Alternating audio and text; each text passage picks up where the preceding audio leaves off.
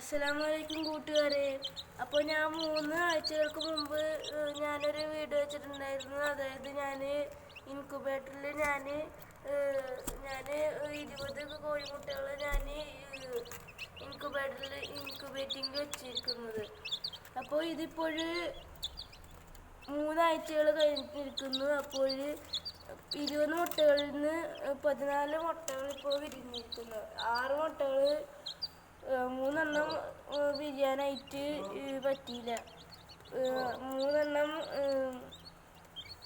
അതിന് full develop ആവാനായിട്ട് സാധിക്കുകയും ചെയ്തില്ല.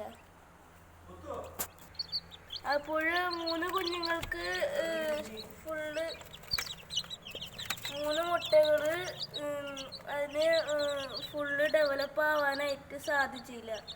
അതുകൊണ്ട് ഇപ്പോൾ 14 എണ്ണം വിരിഞ്ഞിട്ടുണ്ട്. ആ വിരിഞ്ഞിരിക്കുന്നതാണ് എല്ലാവരും.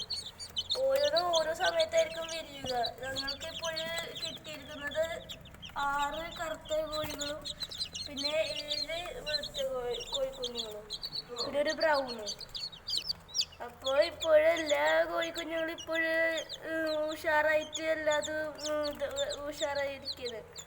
ഈ കോഴിക്കുഞ്ഞ് ഇപ്പോൾ പുതിയതായിട്ട് ഇന്ന് വൈകുന്നേരം വിരിഞ്ഞത്, അതുകൊണ്ട് ചെറുതായിരിക്കുന്നത്. ബാക്കിയുള്ളതെല്ലാതും ഇന്നലെയും മിനിഞ്ഞാന്നുമായിട്ട് എല്ലാം വിരിഞ്ഞതാണ്. അതുകൊണ്ടാണ് ഇപ്പോൾ എല്ലാതും കൂടി ഇങ്ങനെ കൂട്ടം കൂടിയിരിക്കുന്നത്.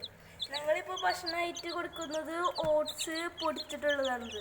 ഇതാണ് നിങ്ങൾക്ക് കാണാൻ പറ്റുന്നത്. പിന്നെ നമ്മൾ ഇപ്പോൾ ഒരു വെള്ളം ഇതാക്കി വെച്ചിട്ടുണ്ട്.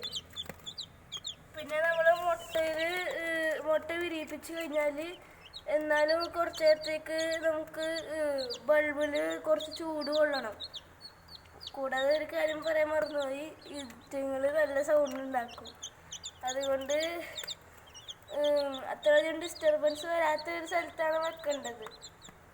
പിന്നെ ഈറ്റങ്ങൾക്ക് വിരിഞ്ഞു കഴിഞ്ഞാലും കുറച്ച് ചൂട് വേണം. അതിനായിട്ടാണ് ഈ ഒരു 60 വാട്ട്സിൻ്റെ ബൾബ് വെച്ചിട്ടുണ്ട്. കാണാൻ പറ്റും. അപ്പോൾ ഇതിൻ്റെ ചൂട് കിട്ടേണ്ട പ്രായം കഴിഞ്ഞാൽ ഞങ്ങൾ വേറെ സ്ഥലത്തോട്ട് പുറത്ത് ഏറ്റൊക്കെ വെക്കും, വലിയൊരു കൂട് വെച്ചിട്ട്. അപ്പോൾ വീണ്ടും അപ്ഡേറ്റ്സുമായിട്ട് വീണ്ടും കാണാം. അസ്സലാമു അലൈക്കും.